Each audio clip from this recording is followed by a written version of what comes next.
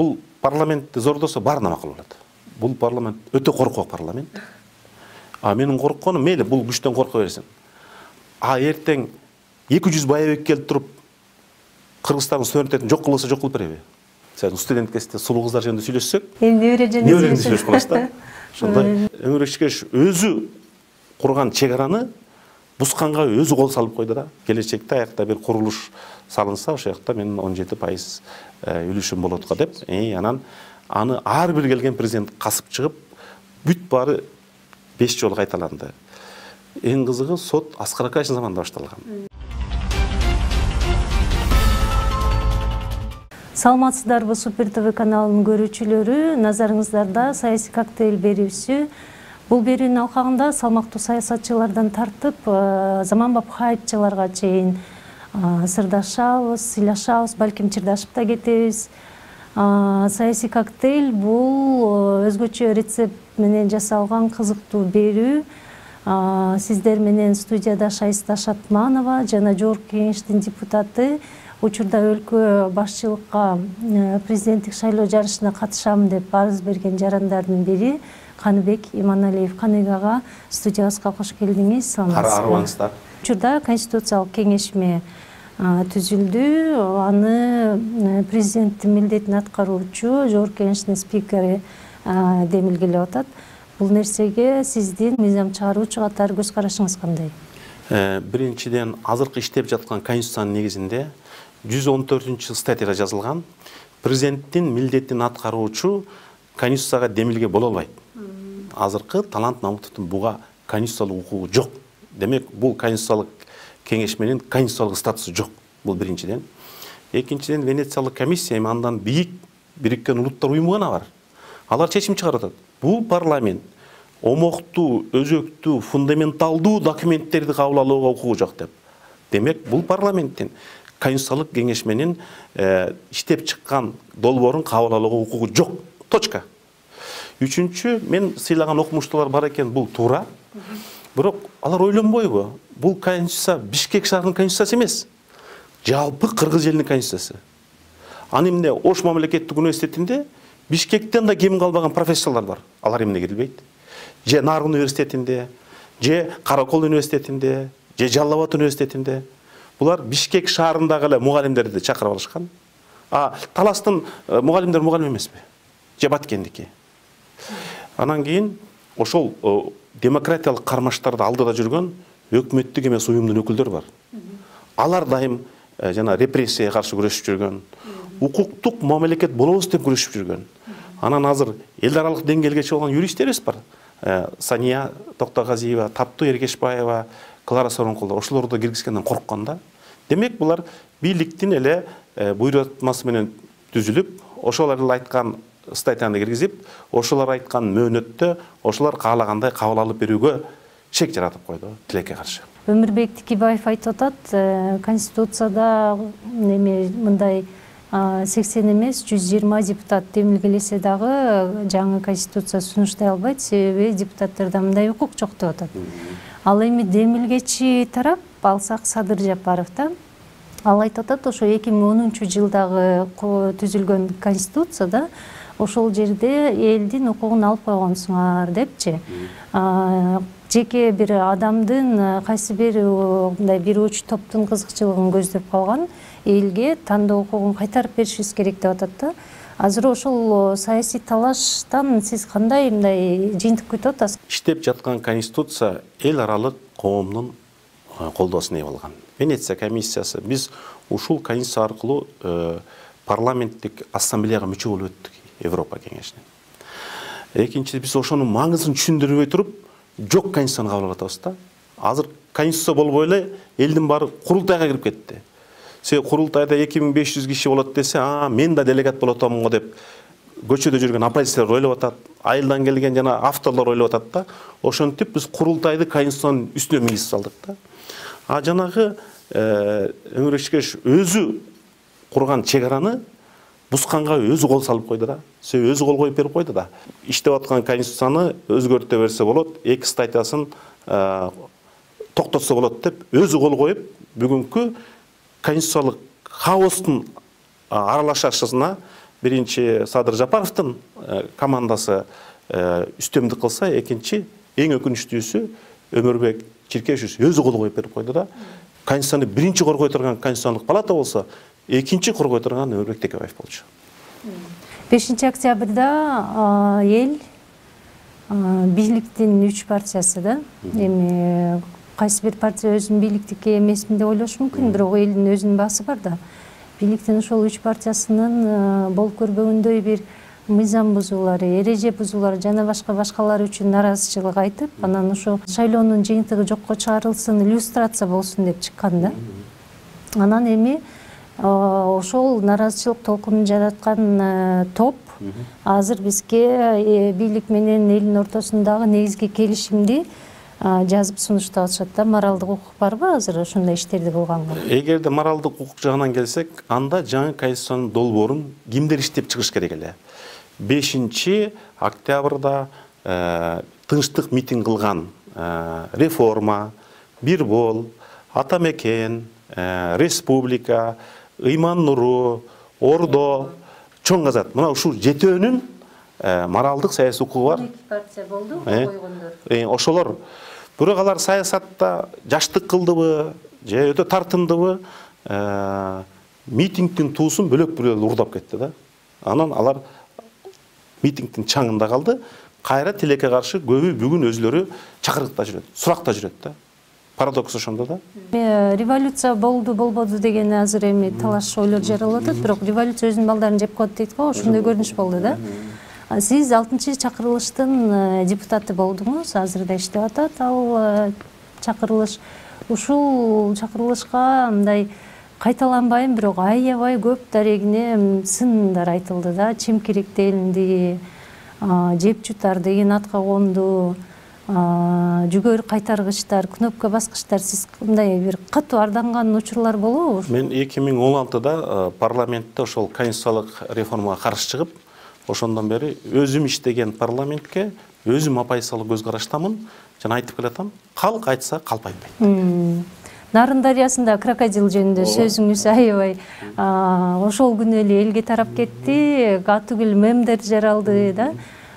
Сиз ушундай болот деп даярданып келдиңиз беле? Негизи мындай сөздөргө, өзгөчө жыйындагы сөздөргө мындай аябай даярданып, хайп жаратам деген ойлор болобу депутаттарда дагы? Жок, андай бир хайп жаратам деп ойлогон эмесмин. Аны менин пикирлештеримде, менин каршылаштарымда улап кетти. Баарына чоң рахмат айткым келет. Азыркыга чейин нарын дайрасында крокодил издеп жүрүшөт, бирок таба элек. Эми жеке өзүңүзгө байланыштуу суроолорго келсек, Жээнбековдун бийликтин партиялары деген мекен Кыргызстандын шайлоо алдындагы иш-чараларынан көрүп калды да, коомчулук сиздечи. Бирок сиз тизмеге кирбей калдыңыз. Эмне болду? Чоң акча суралдыбы? Же болбосо андай планыңыз жок беле кирем дегенчи тизмеге? Планыңыз жок болсо анда ал иш-чарага эмнеге бардыңыз эле? Дагы эле суроо боюнча турат да ошол үчүн. Мен аны айтып берем. Биринчиден, ар бир бийлик шайлоого бир партиясы менен барчу да. СДПКсы бар болчу, мурунку партиянын Ак жолу бар болчу. Бул бийликтин чоң эмеси 3 партия менен барган эл чыдабай кетти окшойт да. Бир партиясын чыдамак. Экинчи, сиз айткан партия боюнча сүйлөшүүлөр жүргөн. Аяка биз менен пикирлеш 10 чакты депутат барган. Мен алар менен көп мыйзамдардын саафтарымын. Сен ошол эле Мирлан Бакировду мен саясатта пикирлешим деп эсептейм. Экөөбүз мигранттарды колдоо боюнча мыйзам, реформалар боюнча мыйзам, бир 7-8 мыйзамдын авторубуз. Ошол сыяктуу да мен сыйлаган адамдар бар. Мекенимге киргендин баарын жамандаганга мен каршымын. Себеби алардын ою биз 17 мыйзам жазганбыз. Грузиядагыдай реформа кылуу боюнча. Акт экономический свобода. Ошонун автору мен элем. Мен билгенден Жээнчороев, Абдувахап Нурбаев, Жанар Акаев, Никитенко, Мирлан Бакиров, Турскулов да бар эле. Мен ошол пикирлештеримди болочок парламентте көрдүм. Биз көрдүк бир ата мекен аздык кыларын. Ошондой биз сыяктуу либералдык ой жүгүрткөндөр өнүгүүдө да, ата мекенде да, СДПКда болсо, кийин парламентке келгенде партиялыкка шарттуулук экенин билдик. 2 жылдан баасы аралашып кеттик да. Анан ошондой пикирлештерин баратканы менен мен да барсам деп ой болуп сүйлөшүүлөр жүрдү. Бирок ошол учурда жанагы эң кара элдетке биздин үйлө да чалдыгып калды. Менин келинчегим 52% жабыркады, мен өзүмкү 24%. Аны ошондо маанайым тартпай койду. Же интуициябы, же туюмбу. Чоң пикир келишпестик да болгон жок. Мисалы үчүн момдай деп сиз айткандай, жөн эле мен ошол убакта көлдө дарыланып жүрүп, ден соолук, жакын адамдардын ошондо биринчи жолу неберелер менен эсептеп жүргөм өмүрүмдө. Менин 2 неберем бар. Же ошолор таттуулугу тартып кеттиби? Маанайым тартпай койду да. Анан мен чалып айттым, рахмат, мен сиздер менен бара албайм. Депутаттык карьераңыз учурунда кайсы добуш берүүңүз үчүн, кайсы добушуңуз үчүн бет кызарып, мындай бушайман болуп жүрөсүз ушуга чейин? Жок. Мындай учур жок. Мен дайым каршы добуштарды бергем. Мөңгү боюнча, Комтөр боюнча, өкмөттүк уюмдарды тыюу боюнча, билесиздер, бир 2 премьер-министрди бекитип атканда Сапар Исаковго мен каршы чыккам. Тескерисинче убакыт далилдеди. Ошонун менин каршы чыккан добуштарым туура болгондугун убакыт далилдеди. Аябай сыймыктанган добушуңуз кайсы учур?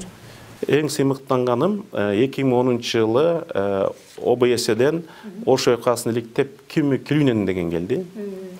Ал оңго доклад жасаптыр. Кыргыз эли адам затка каршы кылмыш кылган деп. Бул оңго бара турган документ. Аны менен күрөш өтө кыйын. Анан оюма келип 2010-дун күзү болуш керек. Мен парламентке сунуш кылдым.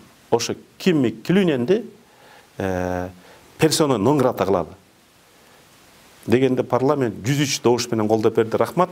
Кимми Килюнендин доклады оңго жетпей жок болду. Быйыл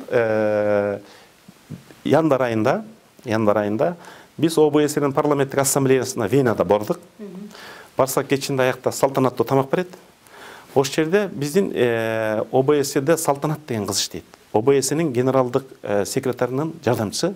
Ошо чуркап келди. Кыргыз делегациясы менен бир фин депутат учурашкысы келип атат. Жолгом деп. Мен Иса Өмүркулов, Бакыт Төрөбаев үчөөсү.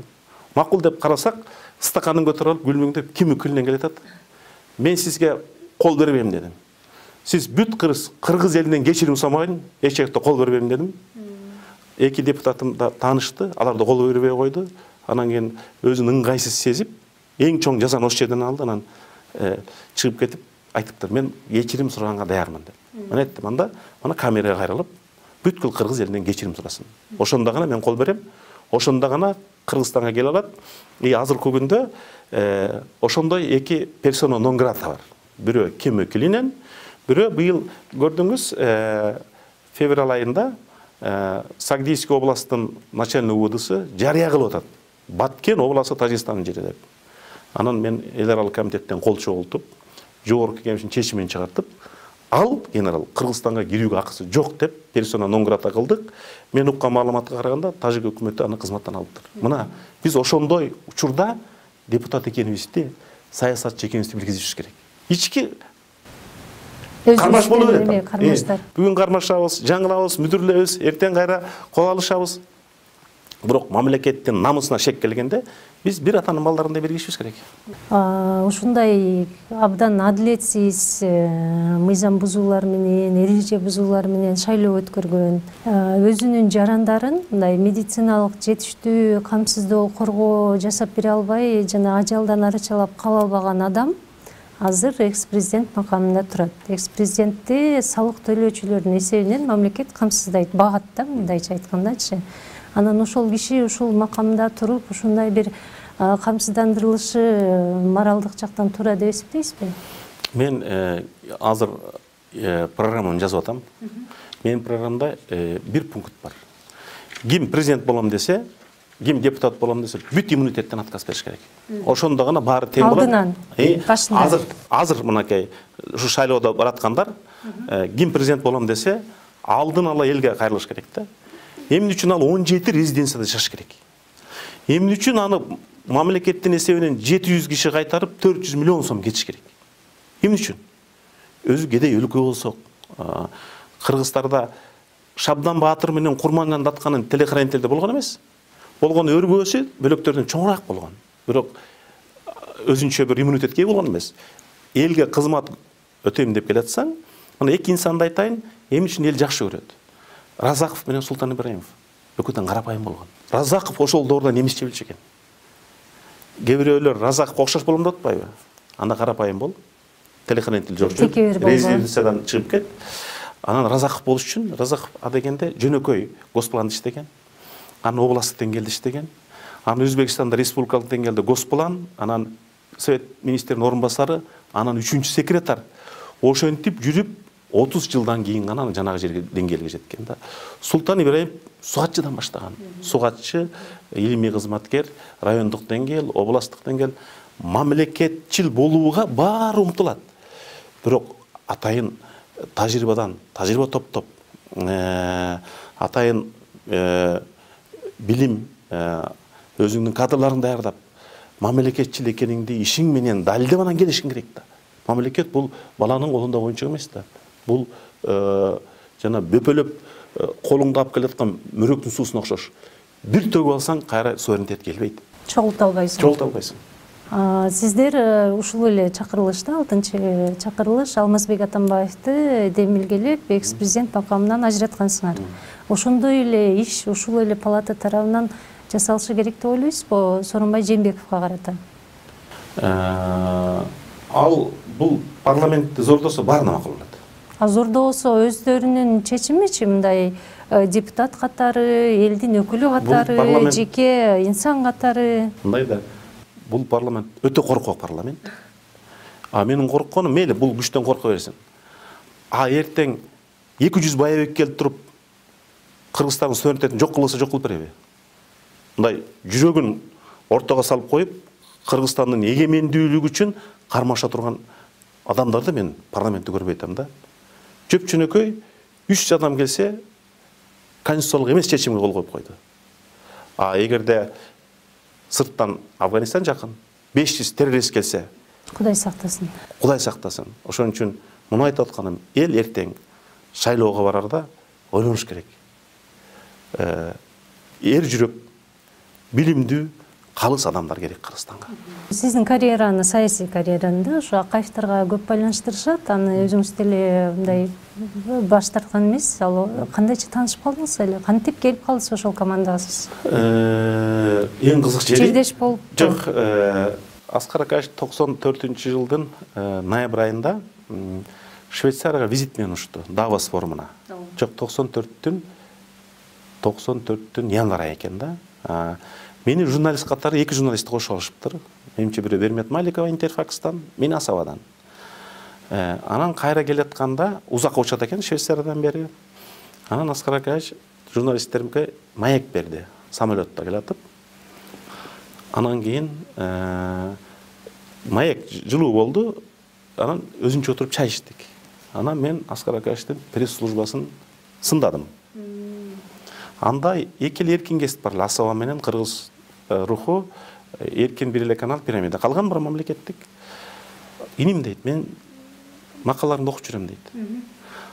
Анда сын айтсаңыз келип иштеп ошол кемчиликти жойбойсузбу дейт. Иш жүзүндө көрсөтүп атат. Мен өтө ыңгай сабалда калып, келип редактор Эшимканов эле, мен бул студент кезим экен, 5-курста экен. Анканбек деди, сен кичи шашпа деди. Дагы 1 жыл иште, анан сени өзүлөрү чакырат деди. Туп-туура дипломумду алып иштегенден кийин 94-жылдын ноябрында өзүлөрү чакырышты. Журналистикага келгенден 1 жылдан кийин. 99-жылы ноябрда кеттим.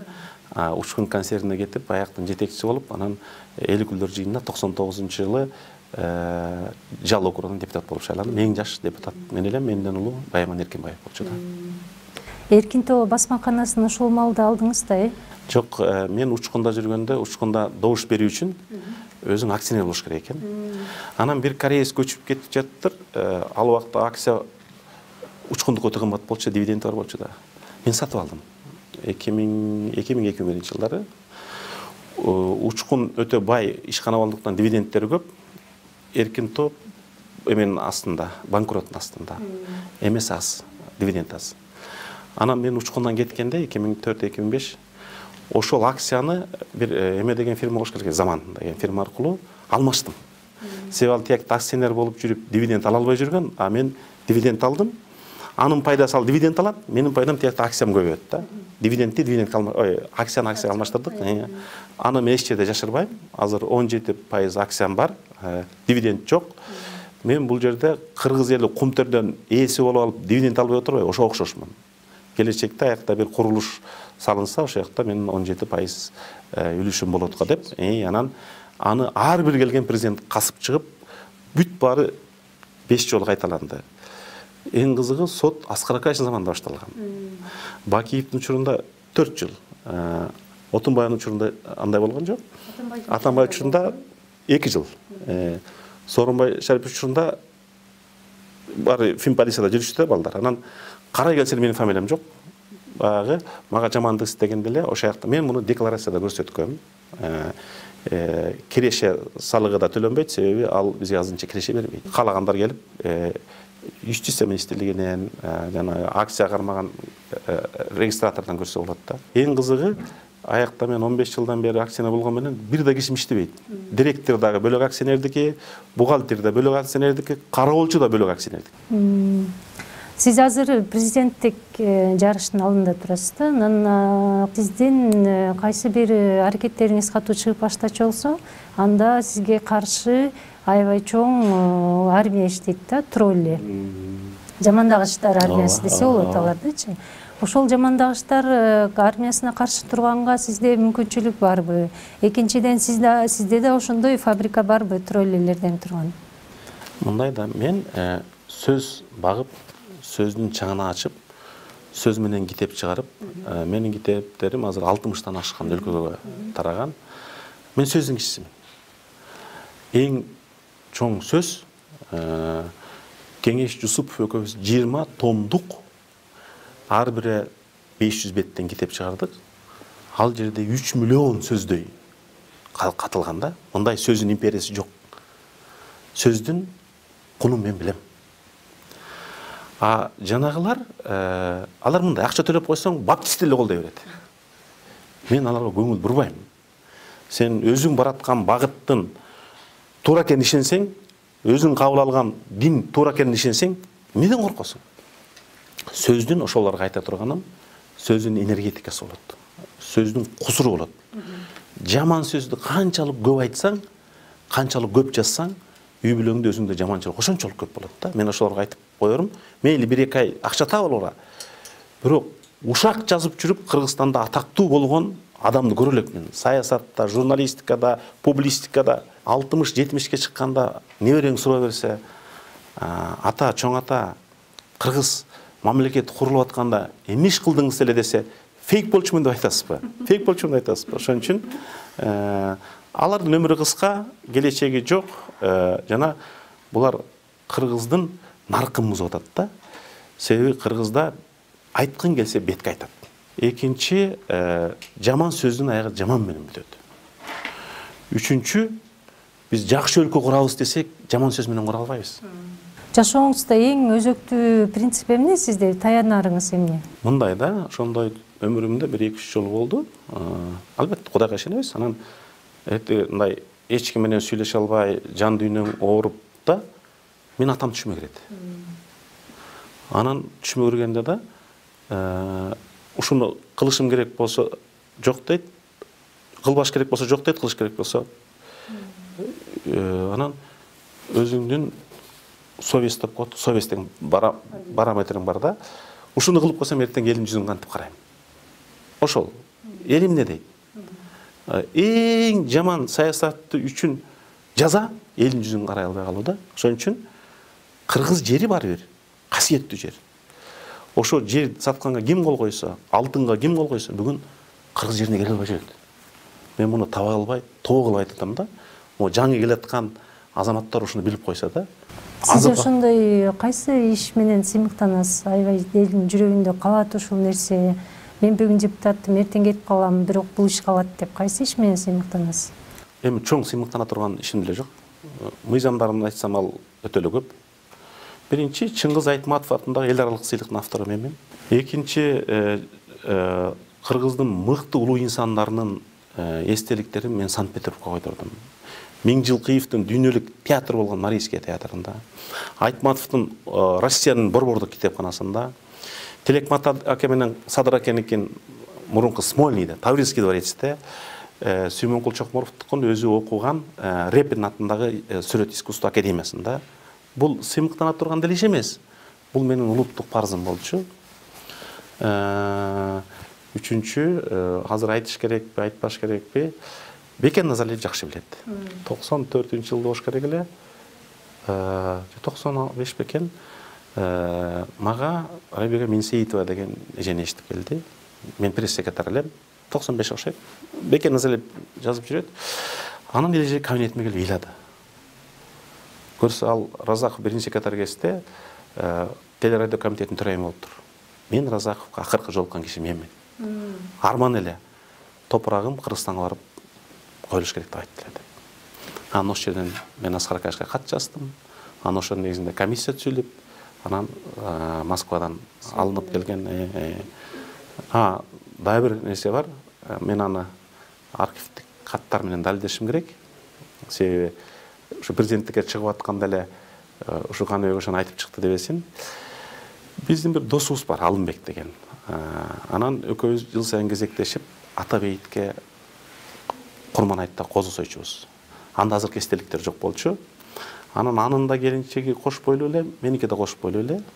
97 жайында барсак, курман айтта мал тебелеп жүрүптүр.